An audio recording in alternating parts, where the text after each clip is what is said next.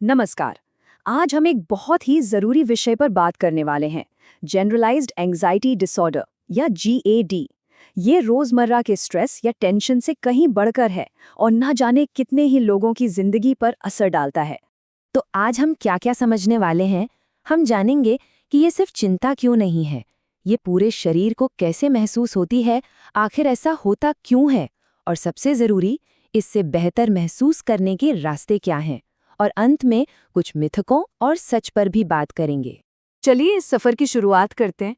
सबसे पहले तो ये समझना होगा कि ये जो लगातार चिंता बनी रहती है, ये असल में है क्या? कभी ऐसा महसूस होता है कि चिंता बस एक ख्याल नहीं, बल्कि एक ऐसा साथी है जो हर वक्त साथ रहता है, एक ऐसी आवाज़ जो दिमाग में चलती रहती है और कभी चुप नहीं होती।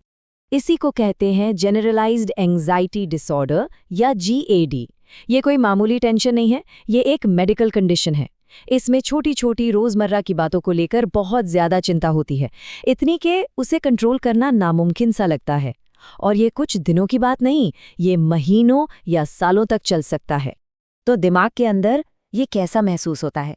मतलब हर वक्त हेल्थ, फैमिली या पैसों को लेकर एक फिक्र बनी रहती है। मन में हमेशा ये डर रहता है कि कुछ बुरा होने वाला है। छोटे से छोटा फैसला लेना भी एक पहाड़ जैसा लगता है।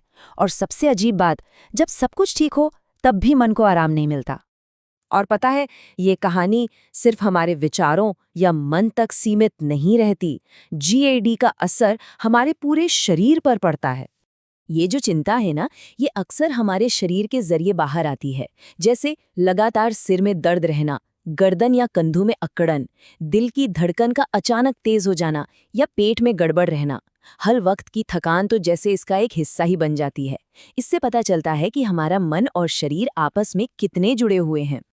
और फिर आती है नींद की बारी। जीएडी में नींद जैसे रूठ ही जाती है।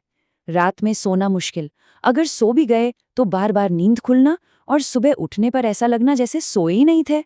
ये एक ऐसा विशियस साइकिल है कि चिंता से नींद नहीं आती और नींद पूरी ना होने से चिंता और बढ़ जाती है। तो अब सवाल ये उठता है कि आखिर ये होता क्यों है? क्या वजह है इसके पीछे?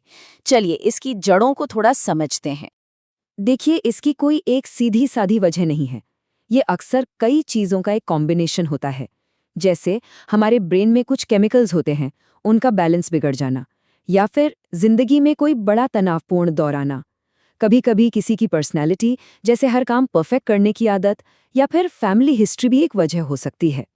और ये बात समझना सबसे सबसे ज़रूरी है। जीएडी कोई दिमागी कमजोरी या कैरेक्टर की कमी नहीं है, बिल्कुल नहीं। ये एक मेडिकल कंडीशन है, ठीक वैसे ही जैसे किसी को डायबिटीज या ब्लड प्रेशर की समस्या होती है। तो अब तक हमने समझा कि ये समस्या क्या है और क्यों होती है। अब चलते हैं सबसे ज़रूरी हिस्से पर, कि बेहतर महसूस करने के लिए क्या किया जा सकता है। ये सवाल अक्सर मन में आता है। कैसे पता चलेगा कि ये जो चिंता हो रही है वो नॉर्मल है या अब किसी एक्सपर्ट की मदद लेने का वक्त आ गया है? इसके कुछ साफ संकेत हैं।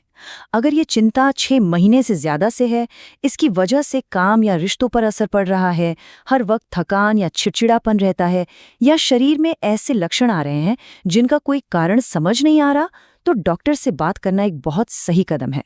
इलाज की बात करें तो इसके 3 मुख्य आधार हैं। एक है काउंसलिंग या थेरेपी, जिससे सोचने के पैटर्न को बदलने में मदद मिलती है।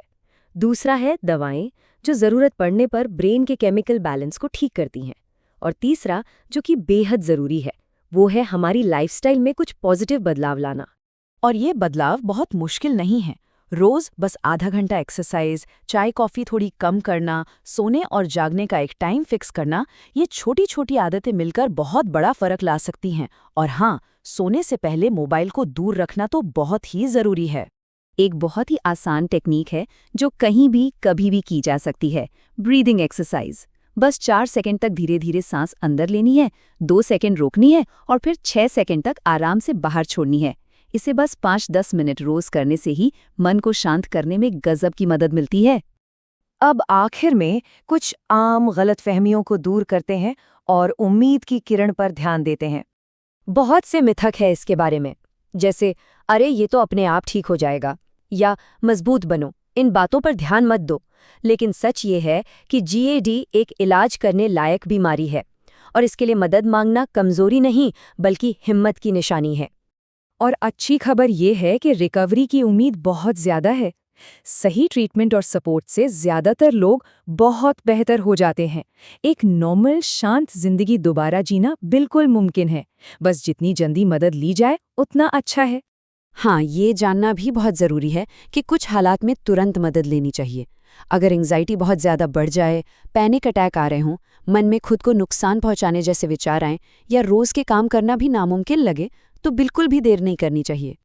और अंत में बस ये एक बात याद रखनी है, ये चिंता किसी की भी गलती नहीं है। ये एक प्रॉब्लम है जिसका सल्यूशन है।